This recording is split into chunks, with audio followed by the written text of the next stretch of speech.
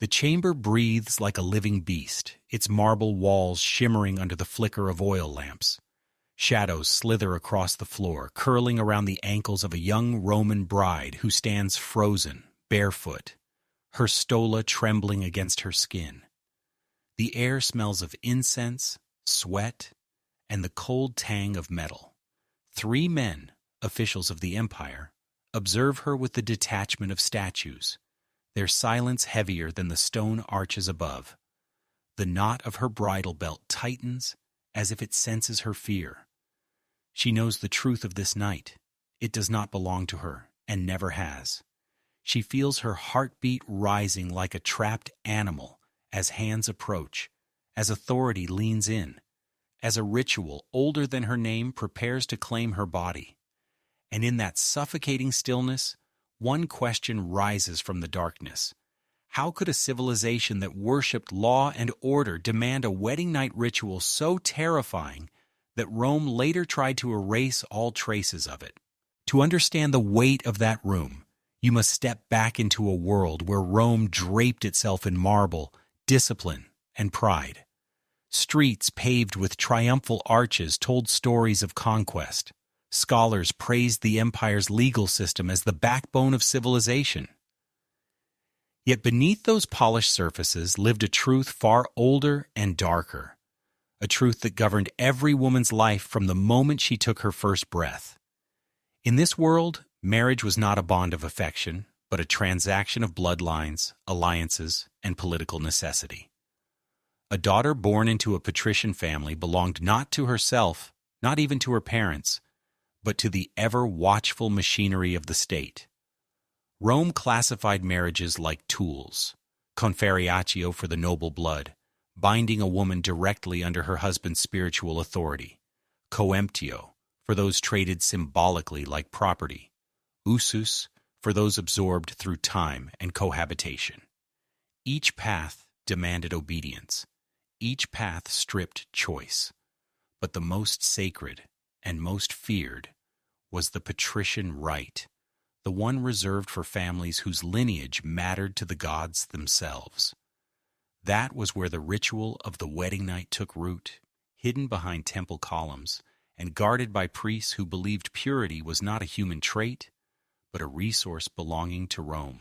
The bride in that chamber had been prepared for this moment since childhood. Tutors taught her silence as a virtue, posture as a weapon, obedience as survival. Priests examined her body under the guise of divine purity. Older women whispered warnings disguised as blessings. And as the day approached, every gesture she made was scrutinized by those who believed her body could strengthen or stain the spiritual fabric of the empire. People outside the temple spoke of Roman weddings as grand, noble affairs, full of songs and flames lit to the gods. But you now stand at the threshold of the truth. Behind every vow was expectation. Behind every blessing was control. And behind every celebration was a ritual so unsettling that later generations tried to bury it beneath layers of rewritten history. Long before the lamps were lit in that suffocating chamber, the girl destined to stand there had already begun her silent descent into Rome's deepest expectations. You might imagine childhood as a place of laughter, warmth, or small rebellions, but hers was shaped like a corridor, narrow, echoing, and patrolled by rules she never chose. From her earliest years, she had been molded into something Rome desired, not someone Rome cherished. She learned to walk without sound, because noise implied independence. She learned to lower her gaze, because meeting the eyes of men suggested equality. Every gesture, every breath, every inch of posture was corrected by tutors hired not to educate her mind, but to discipline her body. Their hands guided her shoulders back, chin down, steps measured. They sculpted her into a vessel, a symbol, a promise, not a person.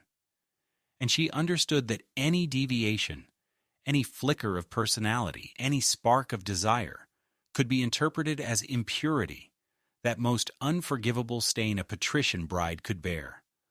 Women of her rank were raised not to live, but to preserve a facade, the facade of virtue, of silence, of submission.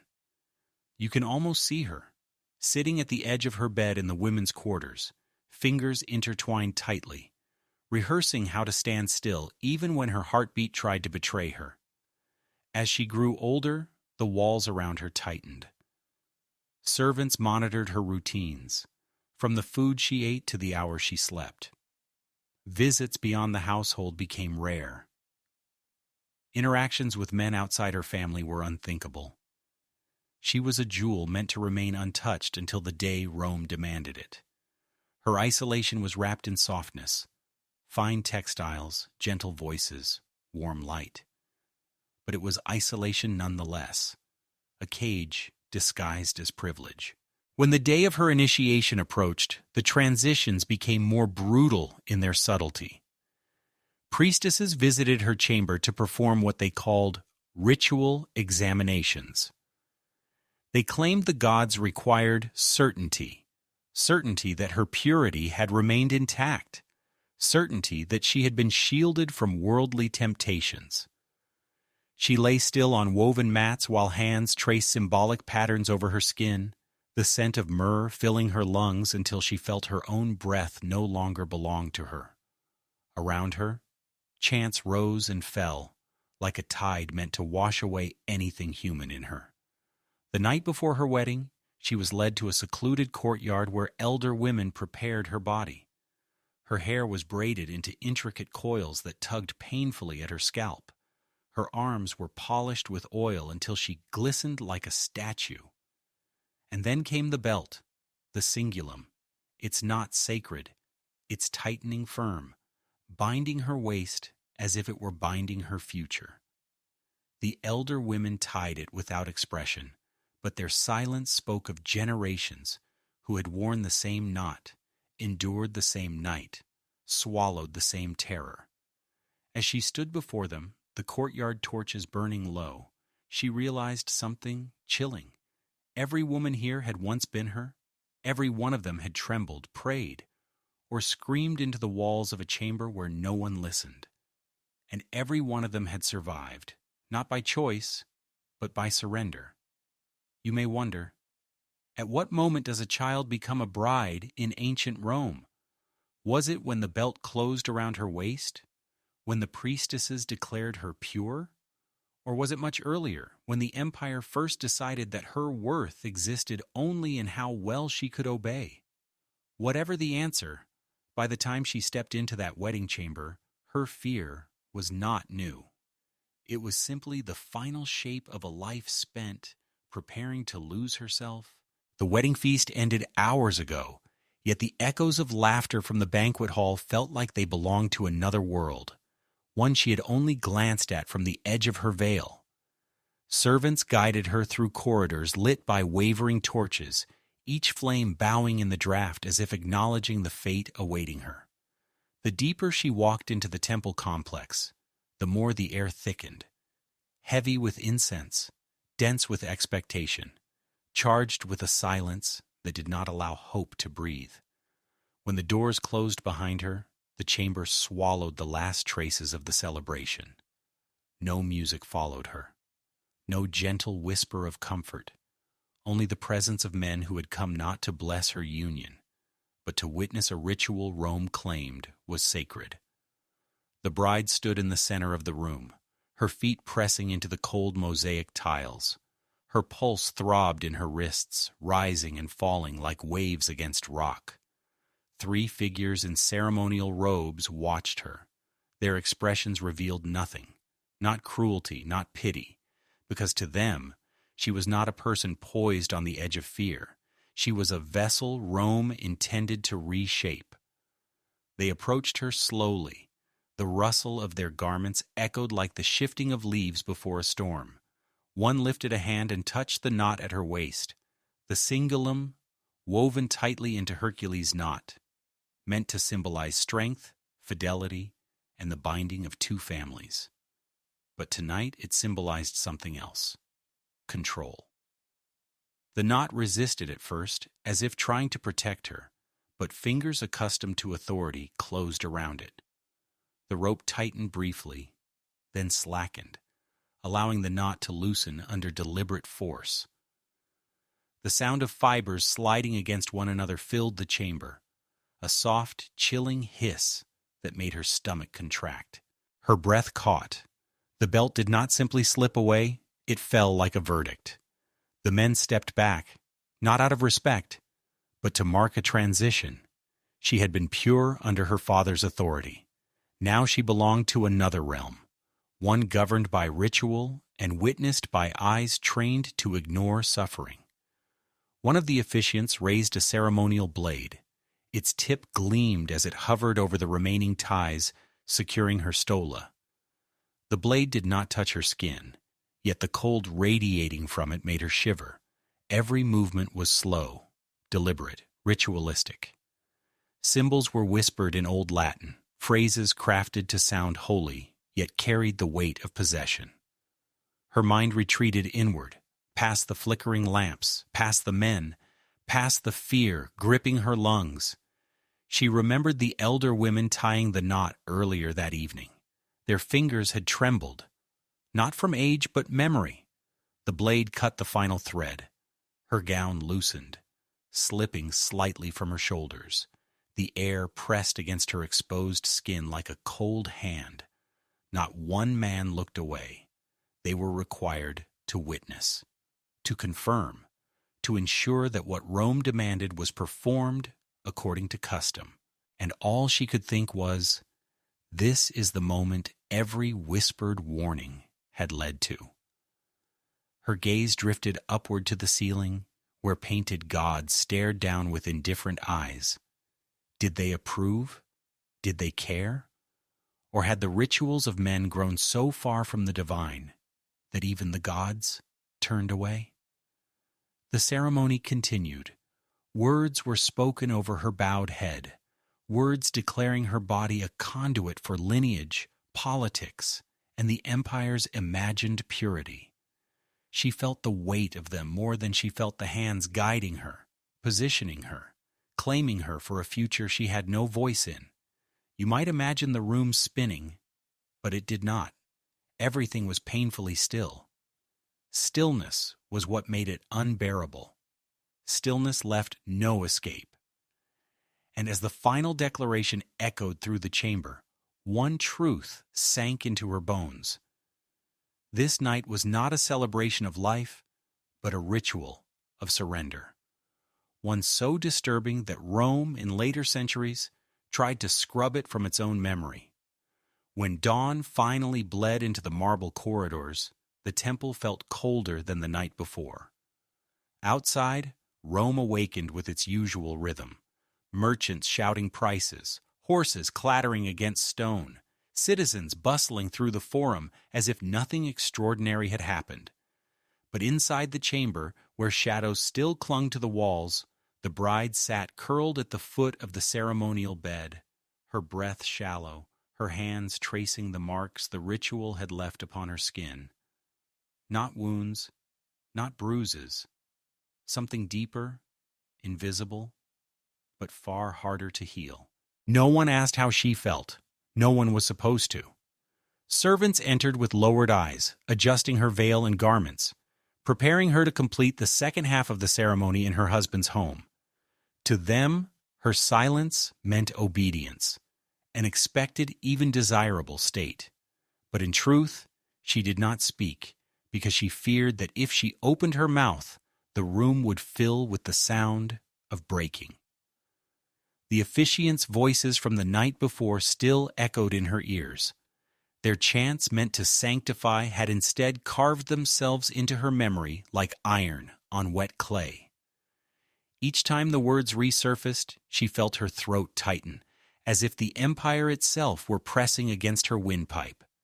Her new household awaited her arrival with eager curiosity. A patrician bride was an asset, a symbol of fortune, a tool for alliances. The matrons inspected her discreetly, nodding at what they interpreted as modesty, unaware, or unwilling to acknowledge that the emptiness in her eyes came not from humility, but from shock. Young servants gossiped behind columns, whispering about how lucky she was to join such a powerful lineage. They mistook her trembling for excitement. Days passed. Sometimes she wandered through the inner courtyard, where sunlight filtered through vines and warmed the tiles beneath her feet. But even the warmth could not thaw what the ritual had frozen inside her. At night she woke abruptly, heart racing, convinced she heard rope sliding or footsteps approaching in that slow, ritualistic cadence. She clutched her bedding and swallowed screams that had no place in a Roman matron's life. Her husband, though not unkind, observed her with the detachment of someone who believed fear was simply part of a woman's nature. He touched her gently, but it was the gentleness of a man handling a ceremonial object, important, valuable, but not fully human. Every interaction reminded her of a truth she could not outrun. She had been reshaped into something Rome recognized, not something she recognized. Yet beneath all that silence, something else took root. A faint ember, a thought forbidden but persistent. She began to notice the world with new eyes. The Vestal virgins she had once envied, those untouchable priestesses, were themselves prisoners of purity, punished by live burial if they transgressed. The slave girls in her household bore different chains, yet chains all the same. Wealthy matrons cloaked their misery in jewelry and elaborate hairstyles. Everywhere she looked, she saw women walking through life like shadows cast by laws written without them. One afternoon, as she stood near the household shrine, an older servant approached, one of the women who had once tied her bridal belt. The servant's gaze lingered on the young bride's trembling hands. Then, in a whisper barely audible, she said, "You survived what many could not." It was not comfort. It was acknowledgement, a thread between generations. And in that moment, the bride understood that while Rome demanded her submission, it could not dictate the landscape of her inner world. Beneath layers of ritual, expectation, and silence, a quiet rebellion formed. Not the kind sung in epics, but the kind that begins with remembering, with noticing, with refusing to let fear erase one's sense of self. You may wonder, how many women in Rome carried this same hidden fire? How many endured rituals meant to break them, only to discover strength in the spaces where no one was watching? Whatever the answer, her awakening had begun. And Rome, despite all its power, could not extinguish a flame it never knew existed. The deeper she stepped into her new life, the clearer it became that the ritual she endured was not an isolated cruelty. It was a mechanism, a gear in a vast political engine Rome had built long before she was born.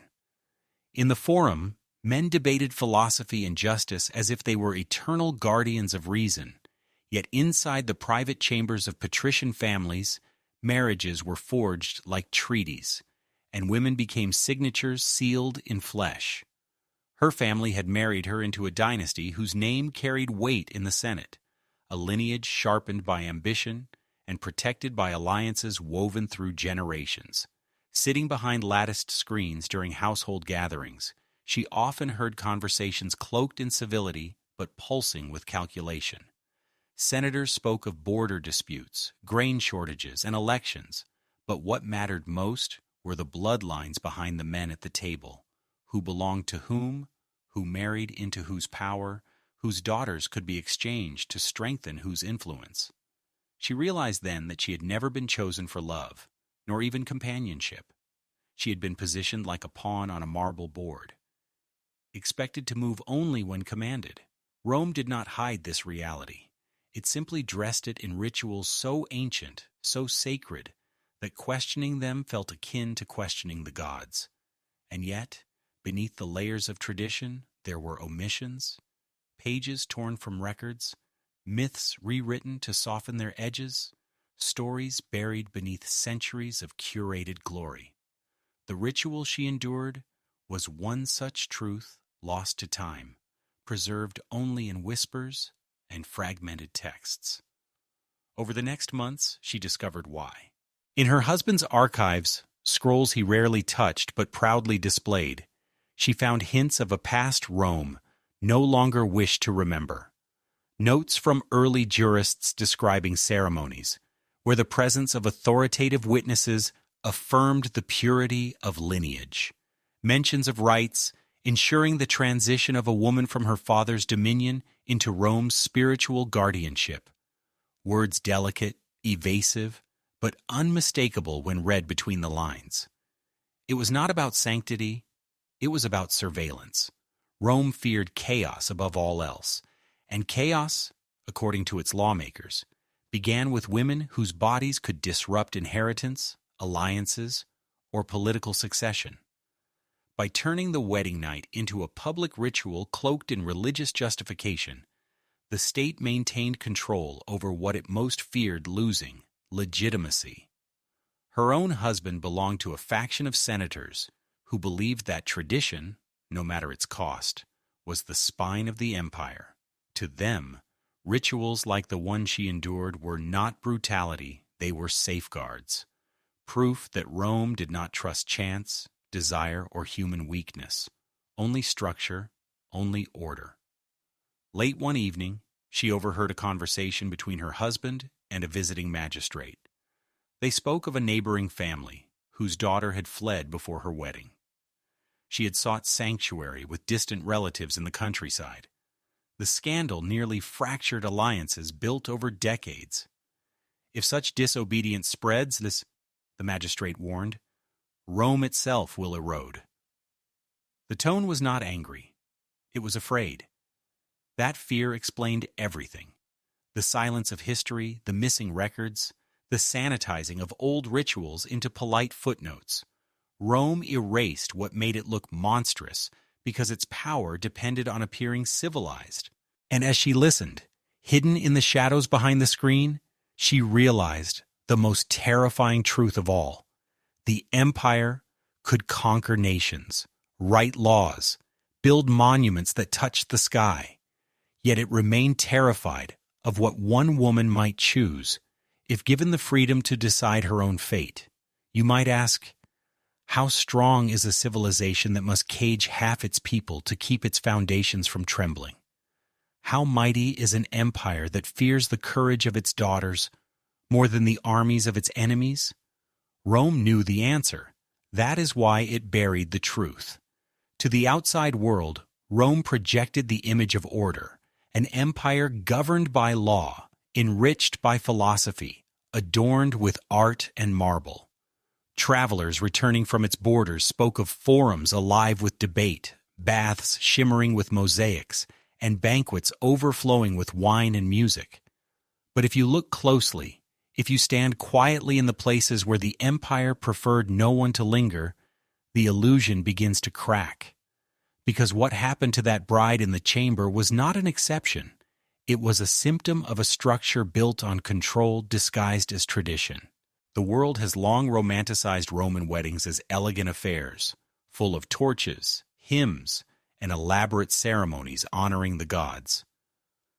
But when compared to the truth whispered through fragmented texts and generational memory, those depictions become masks, thin and fragile. The reality was far harsher. Women were not partners in marriage. They were conduits of lineage, currency, and political negotiations. Pieces of an inheritance puzzle only men were allowed to assemble. And Rome was far from alone. Across the eastern deserts, Persian noble families practiced their own rituals, binding daughters into alliances with ceremonies designed to emphasize submission rather than celebration. In some accounts, brides were inspected by elder men or priests to confirm their suitability as vessels for dynastic continuity. Farther south, in the temples of Egypt, 16. Young girls pledged to the gods underwent purification so severe that even their identities were washed away, replaced by names chosen not by their mothers, but by priests who considered them offerings.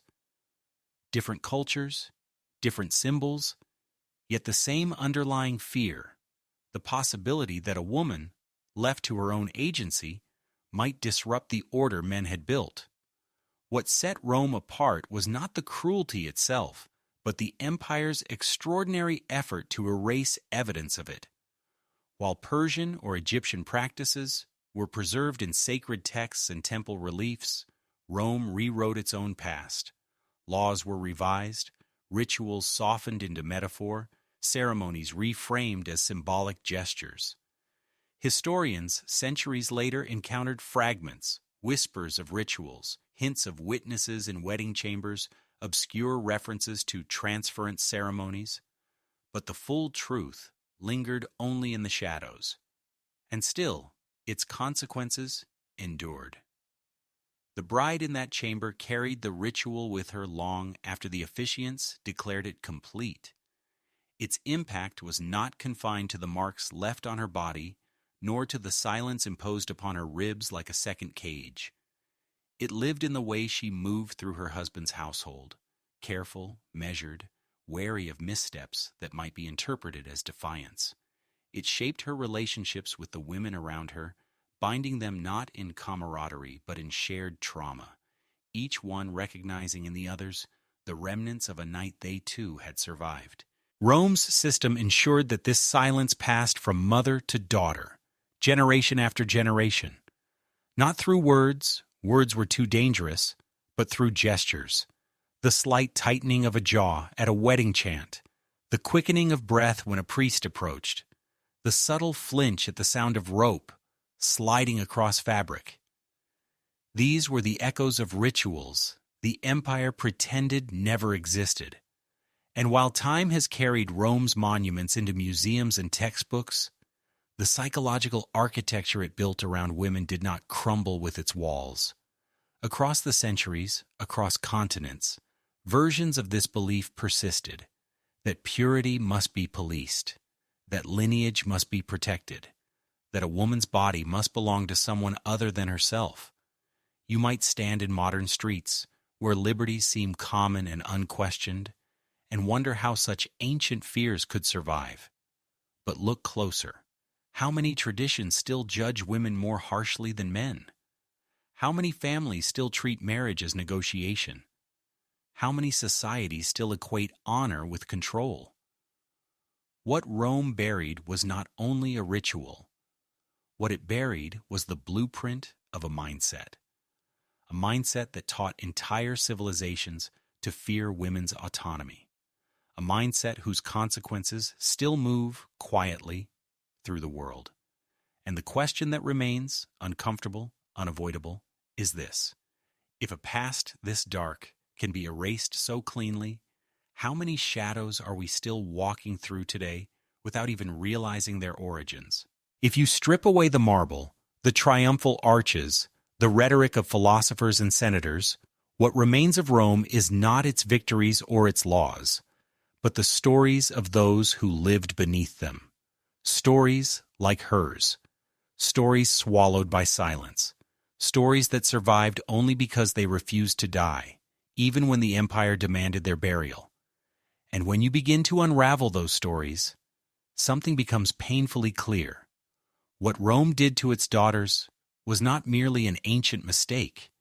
It was a blueprint for how power survives, through obedience extracted, through voices quieted, through rituals that taught each generation to accept what should never have been tolerated.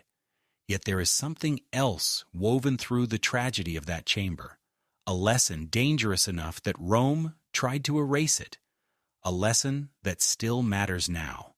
Because when you look at the bride, small, trembling, forced into a ceremony she never chose, you begin to see more than a victim. You see the fault lines of an empire.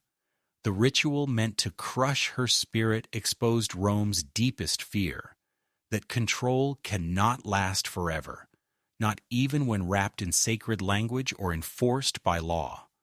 The cracks begin with one woman who remembers too much, who sees too clearly, who dares, quietly, invisibly, to resist.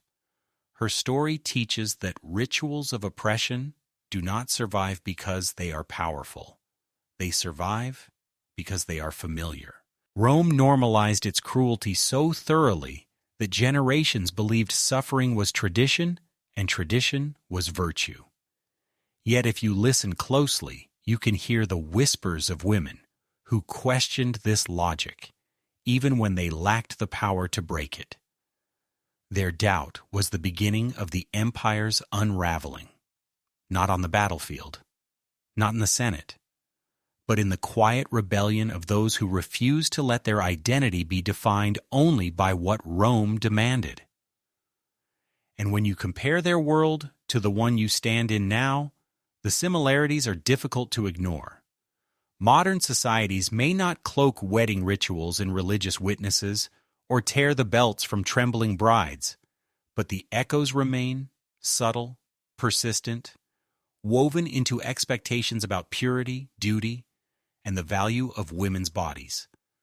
Cultures across the world still measure honor by standards written centuries ago. Families still negotiate marriages as though affection is secondary to reputation.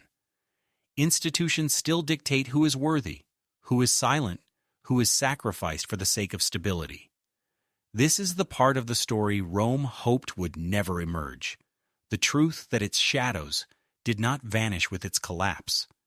They simply drifted outward, settling in places that never knew the empire, but inherited its fears.